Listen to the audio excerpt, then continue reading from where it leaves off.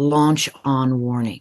It means that when the Defense Department learns a nuclear missile is on the way to the United States from an enemy country or enemy rogue state, it could be, then the Defense Department moves into the second-by-second protocols to launch on warning. The president gets advised right around minute 4 or 5. We do not wait to absorb the blow, right? We don't wait to let's wait and see how many people die in that nuclear strike. That's not what policy says in the United States. It says we launch on warning.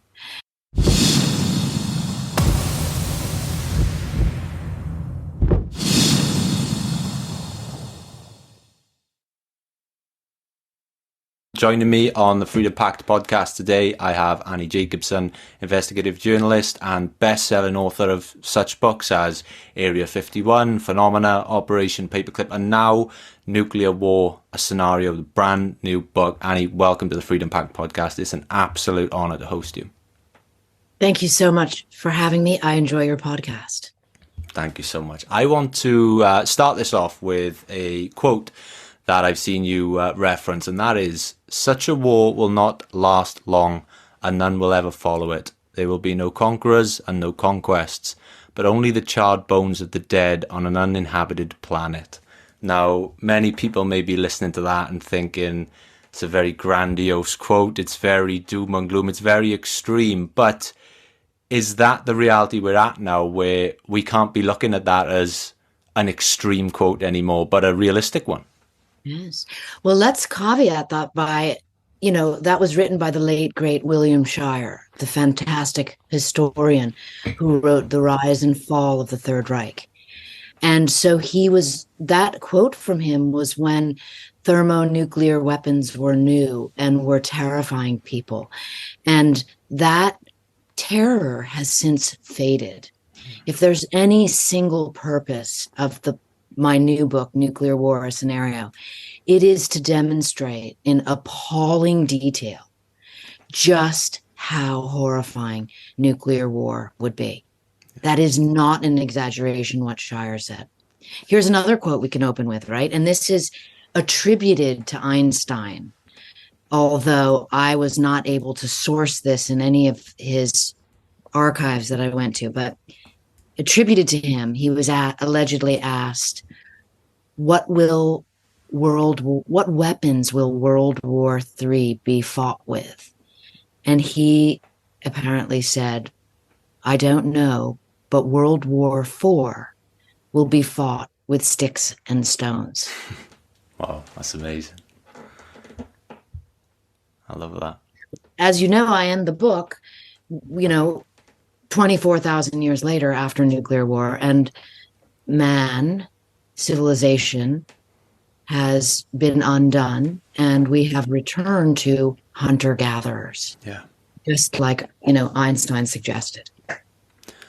So as you mentioned there, let's just circle around that. This book is not like any other book on this subject.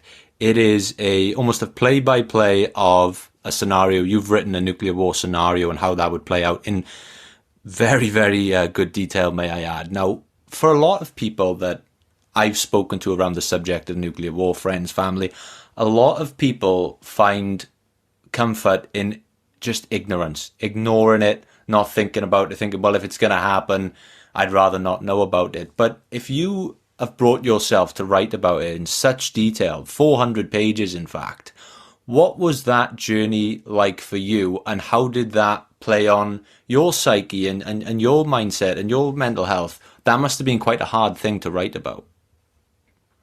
Okay, so the first part of the question, like, how did I write this book, a scenario? Because yes, it is unlike any of my other 6 previous books on military and intelligence programs, all of which, by the way, were designed to prevent nuclear World War III. So how many octogenarian sources of mine, whether it's a CIA director or a Secretary of Defense, said to me, "Oh, Annie, I spent my life dedicated to making sure nuclear war never happens.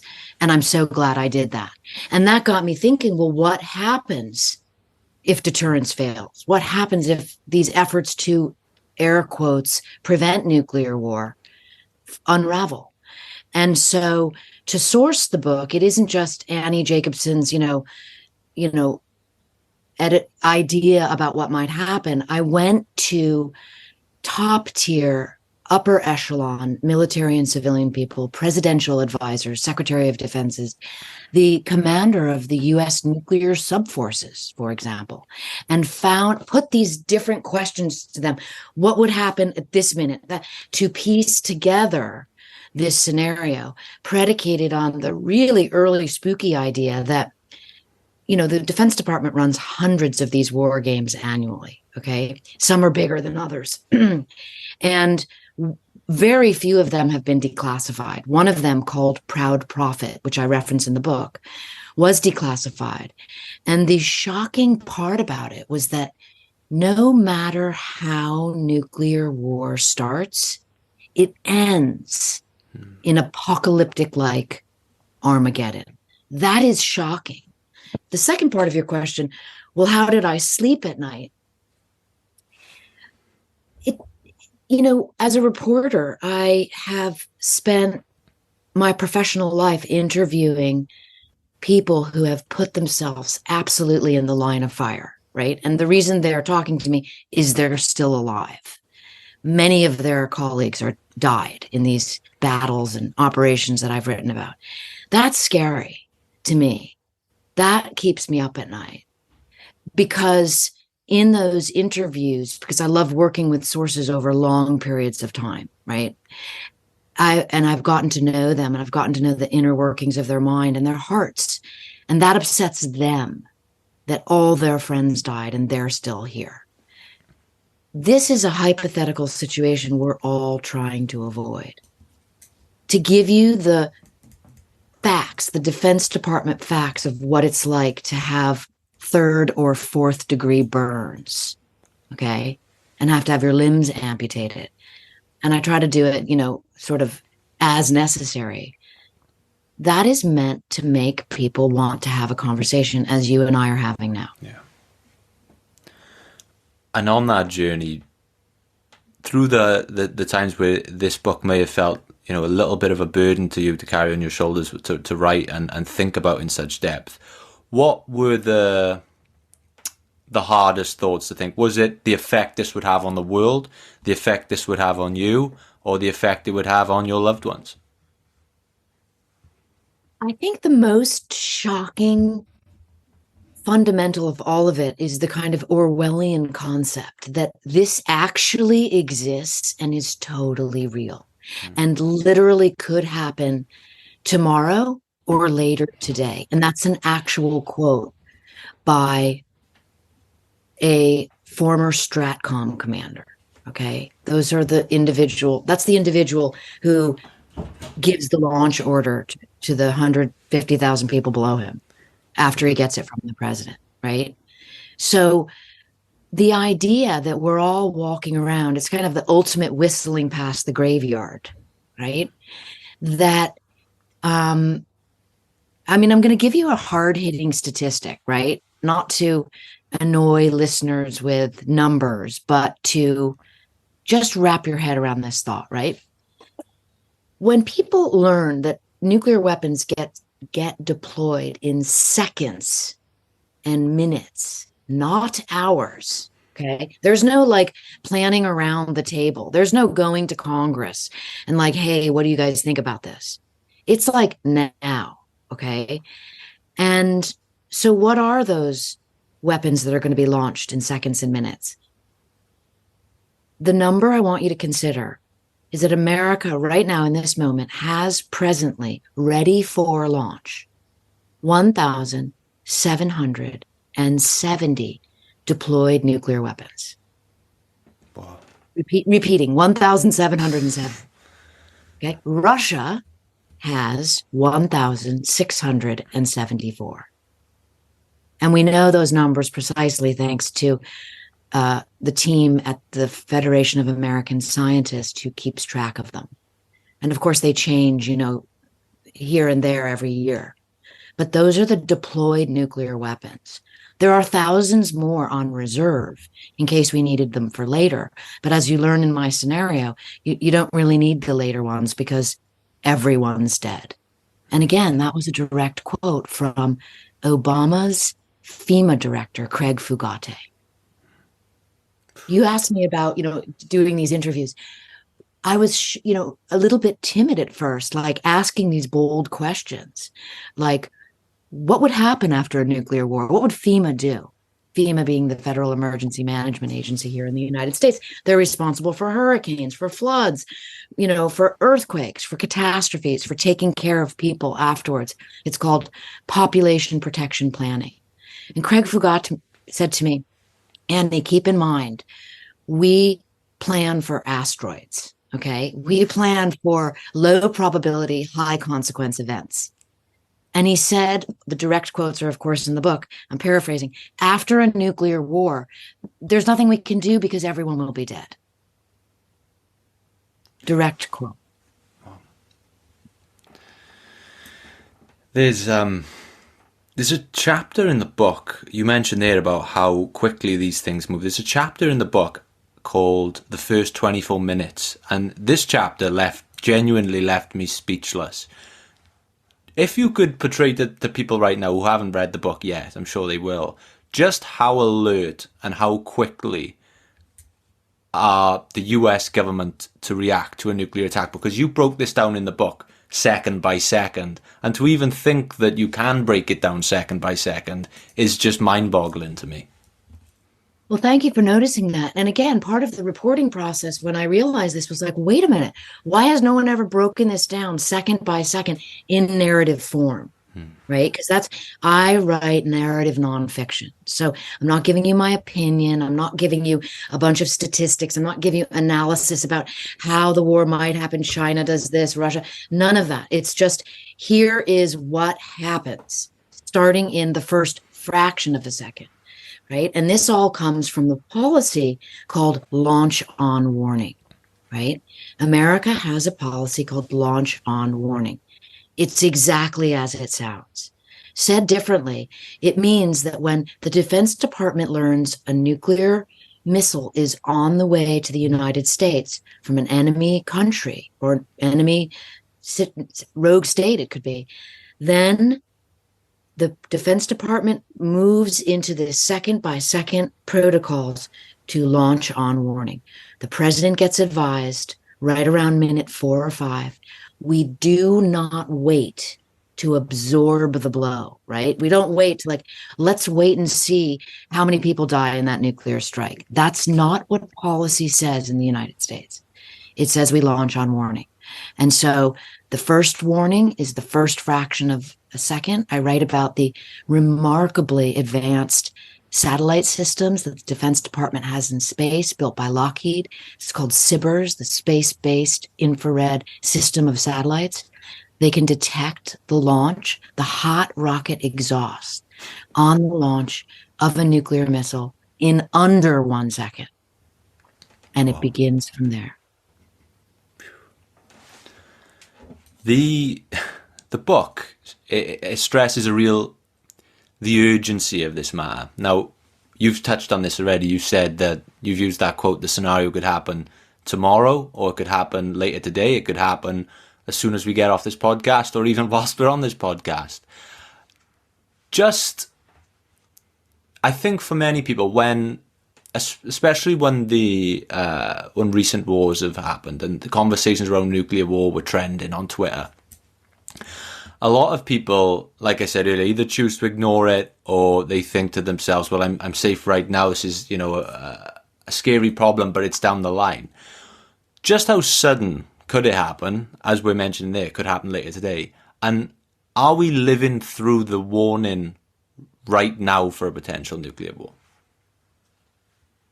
All valid and significant questions. And they all sort of have yeses and they all sort of have caveats. Okay. So, right.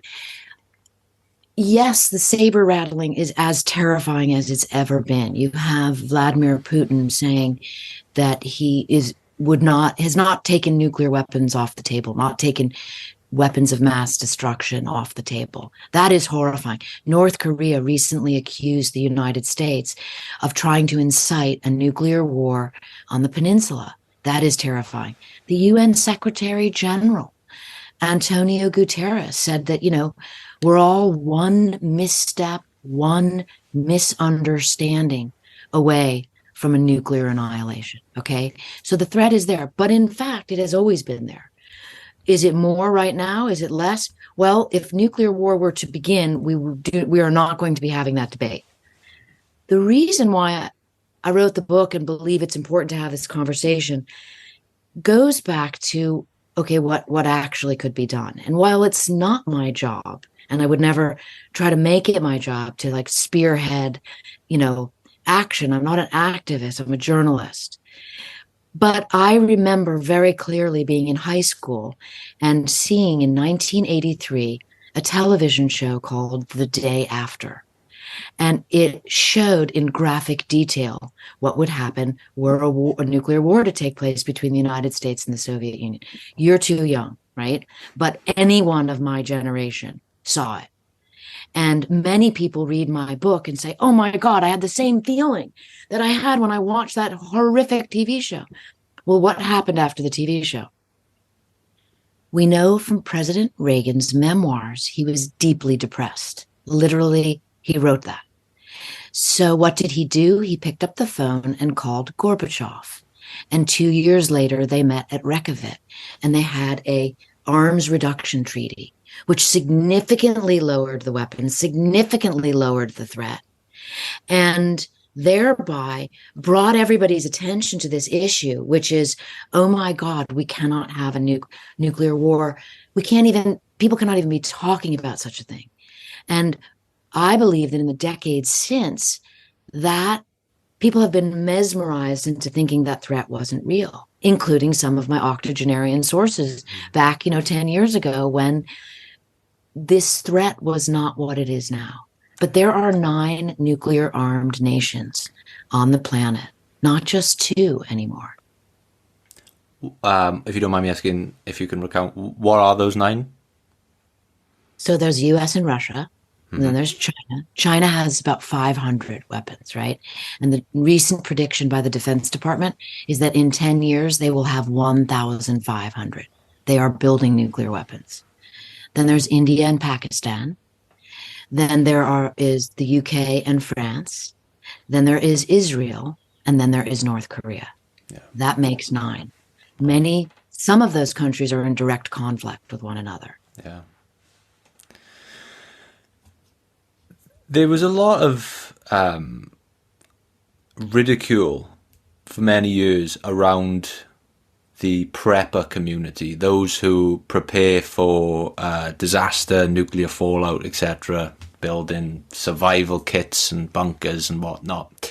There's actually a pretty good book written by Dr. Bradley Garrett, who investigates the psychology of preppers. Do you think that the general consensus around preppers is changing now with the climate we're in, and they're not as laughed about or ridiculed as they once were? 2 thoughts on preppers. Okay, the first is like the ultimate prepper, which is the U.S. government's preparation for nuclear war for its continuity of government program, which is called COG, right? And then the second part I want to address is what Carl Sagan said about that, right? Okay, so actually I'm going to say that first. I wrote the book basically in 3 acts. You mentioned the first one, 24 minutes, right? Then the second one is the next 24 minutes. And the last one is the last 24 minutes, because this all ends in 72 minutes. Yeah. Okay. And then I have a kind of coda chapter, a denouement, whereby we flash into nuclear winter. And that happens immediately in the aftermath when the bombs stop dropping, and runs for about 10 years. And then I flash forward to 24,000 years in the future and use some archaeological insights.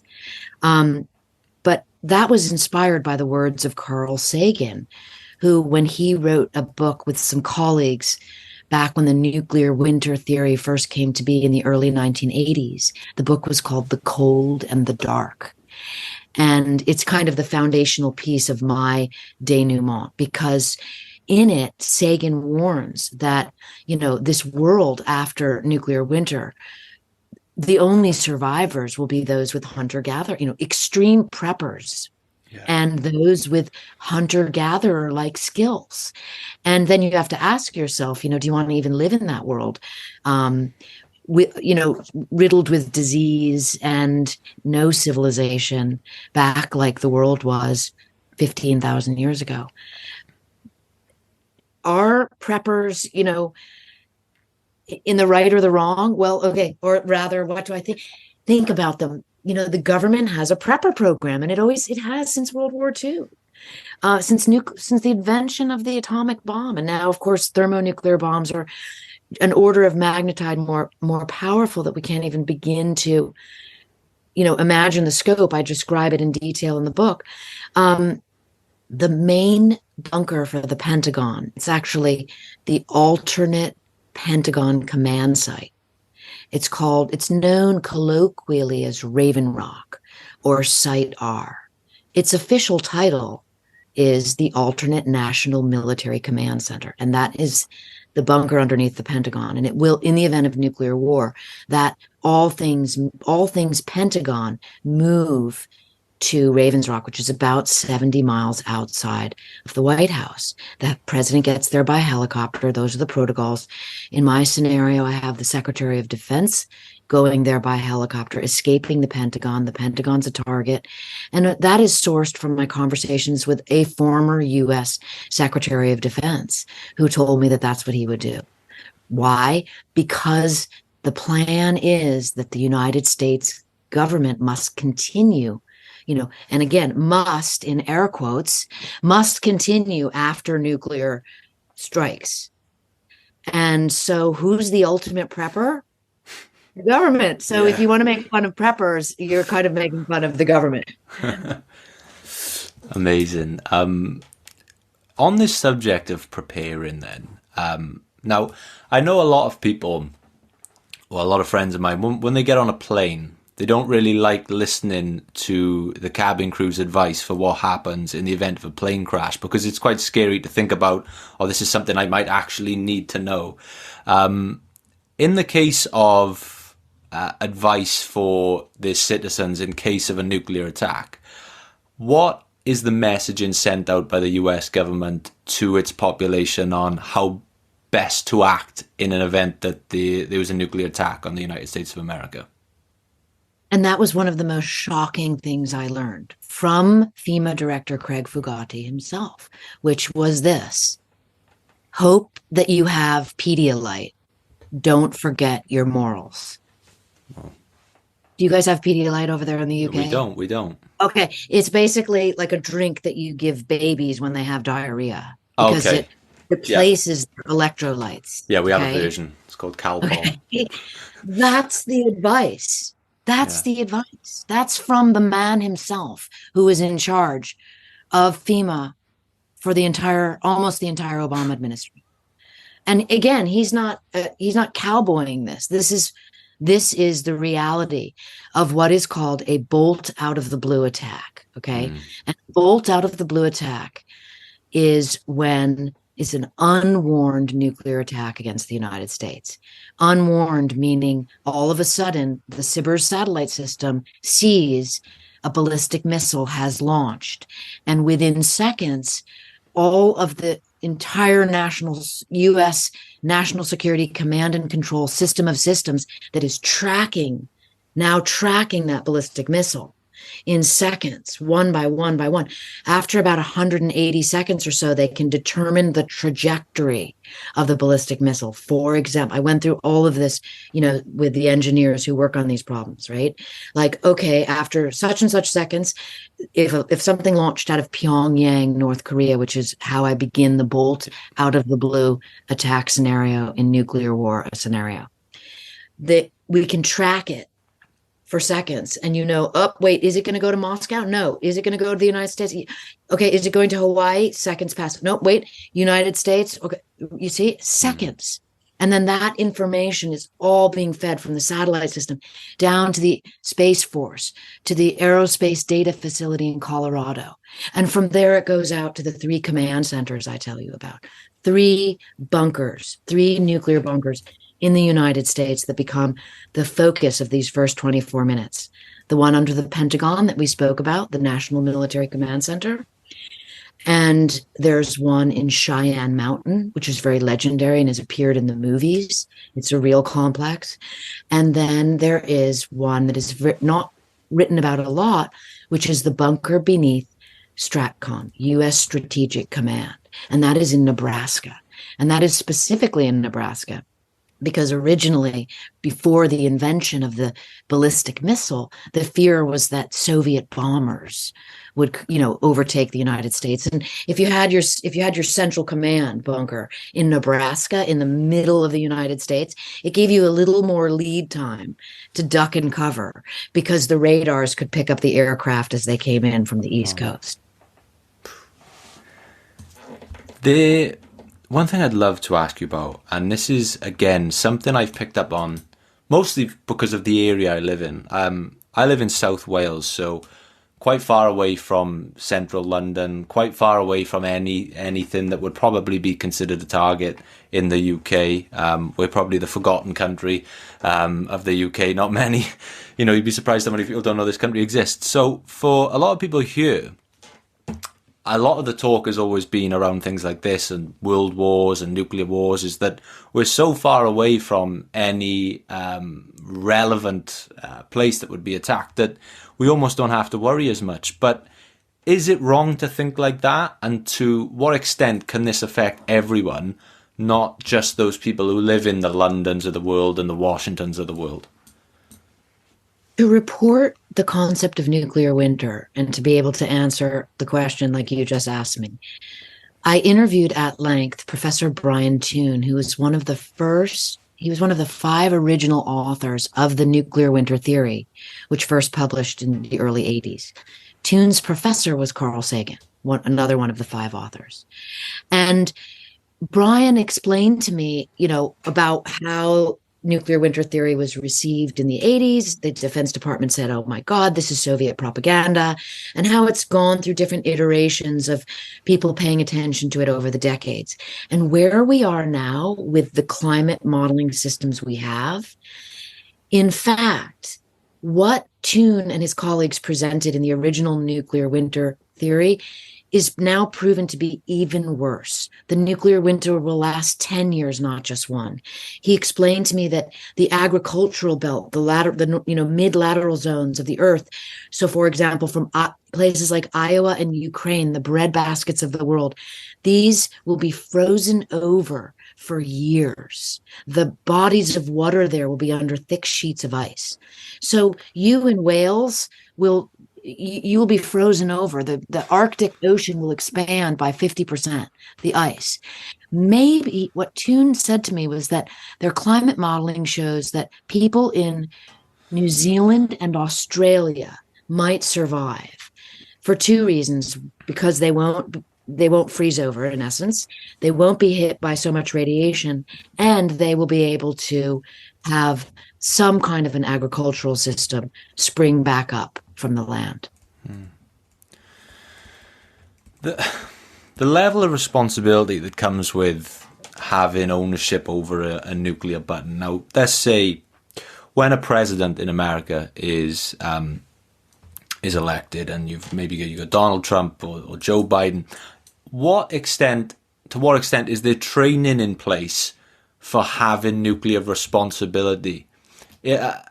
Is there a sort of standardized procedure that these leaders go through to really understand the level of responsibility that comes with that button? Every incoming president gets a pre-presidential briefing where they learn about nuclear weapons.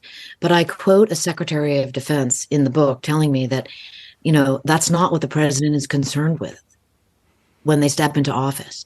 Now, the most impactful interviews on that subject were ones I did with Leon Panetta.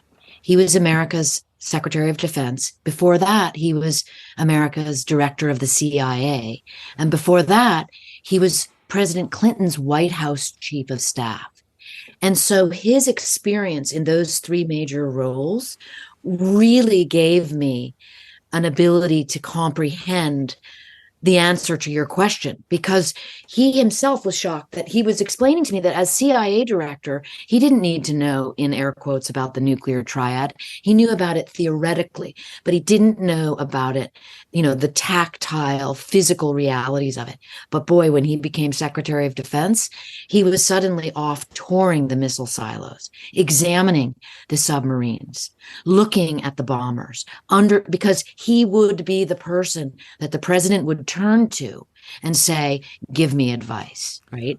But he also said that when he was White House chief of staff, he barely could be bothered, my words, not his, with, this nuclear war briefing, because the president had so much on his plate, tragically, to my eye, mostly political, mostly scandalous, So you have a president who is the sole launch authority on nuclear weapons, meaning the president asks permission of no one to launch nuclear weapons, not the SecDef, not the chairman of the Joint Chiefs of Staff, not the Congress. He has the football with him 24/7, 365 days a year. It's outside his bedroom. I interviewed Secret Service agents about this. He has that authority.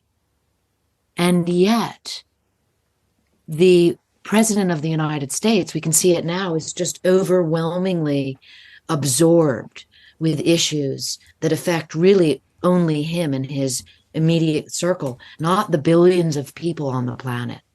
And if there's anything out of this book that I could point toward maybe a wink and a nod, it would be like, why is the president so concerned with his own self? Hearing you talk about that, this idea, you always hear it, the nuclear button, the click of the button. What does the reality of that look like? And I remember when the first rumbling started of maybe Vladimir Putin using the nuclear button, and people were saying that, that they didn't think that those orders would be followed, or that people would think twice in his staff about actually executing that. What is the reality like, say, in regards to the United States of America? If that command is given, is there 100% likelihood that is going to be actioned?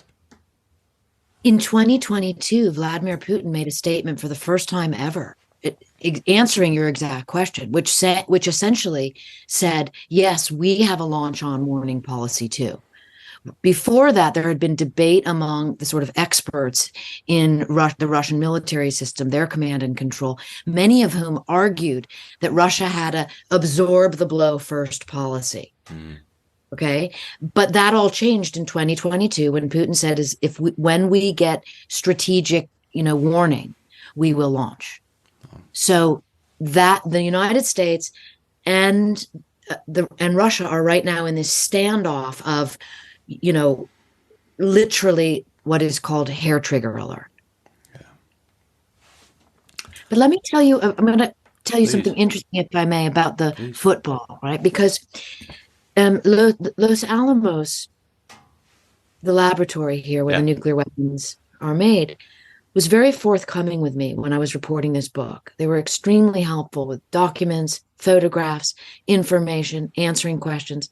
And I believe that was a significant shift because, of course, I've written about nuclear weapons in all my books from an analytical, from a different side, sort of an action point of view.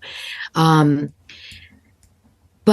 they were very forthcoming, and I believe that has to do with the impact that the movie Oppenheimer has had on culture, on the world, in an extremely positive way if you're a journalist looking in, because suddenly the lab felt far less defensive and far more transparent than they had previously been, which I believe as a journalist is exactly what a democracy needs, because you want people to be informed.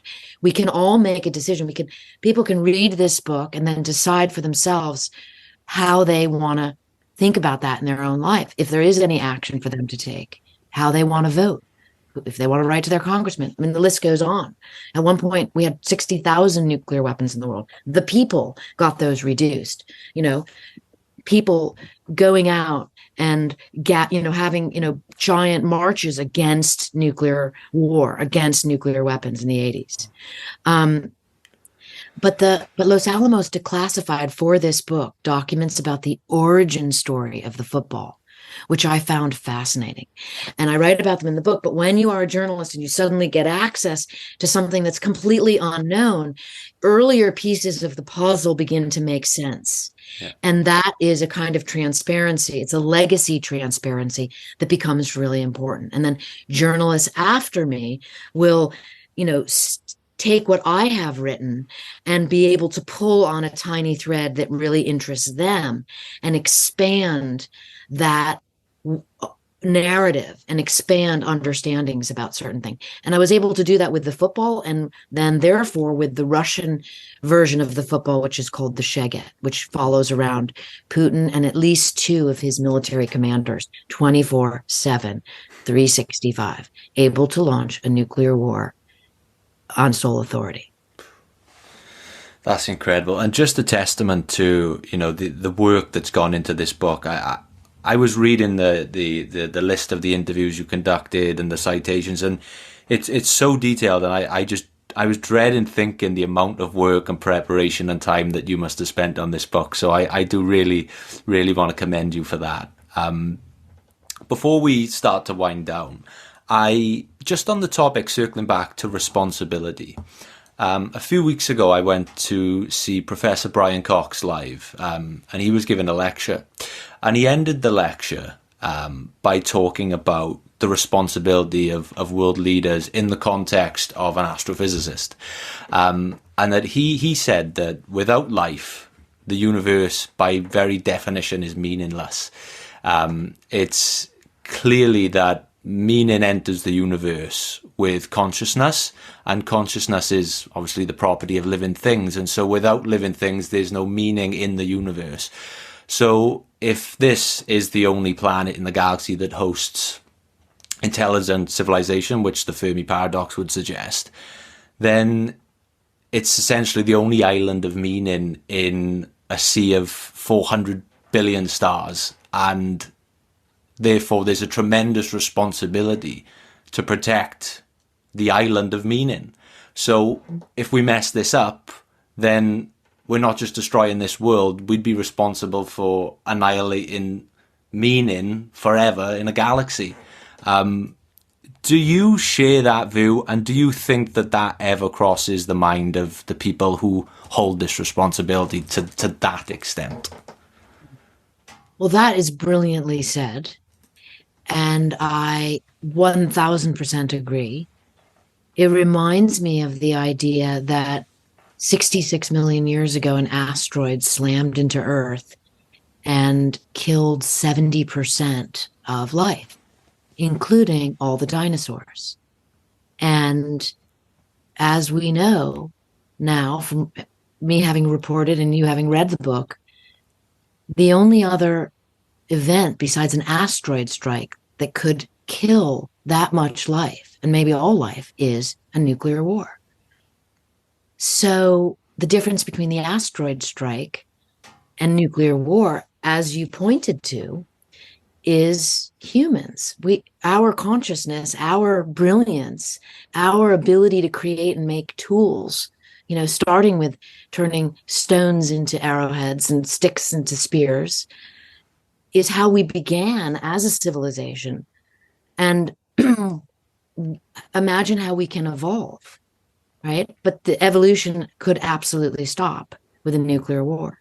So you and I are of two minds. Now, with that said, it appears this increasing trend, or maybe it's always been there, for our leaders, but now leaders who are in charge of that, the button, as you quoted Shire in the beginning, they are decreasingly interested in this idea of, the lofty ideals that you referred to about consciousness, about responsibility, about imagination, about creativity, about advancement, and far more interested in,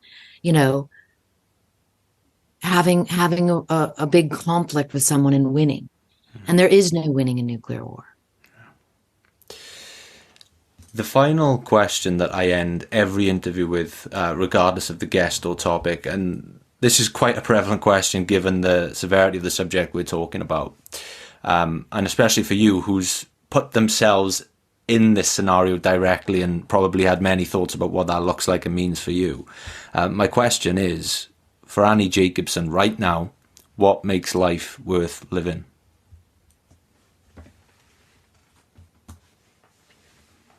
Always great question. When you get stumped, it's a really, really significant question. There is no easy, simple answer. Yeah. But of course, it's the joyful day to day. I have like a deeply awesome family and personal life, right? And so that's the joy I get. And the professional lane is extraordinarily challenging in the best possible way because I like writing about enigmas. I like writing about paradoxes. I like writing about things that aren't easily understandable or solvable because you put your brain to it, you put your consciousness to it, whatever mystery that may be. And you lean into the mystery of where that might go, both as yourself and also with the new friends you make along the way.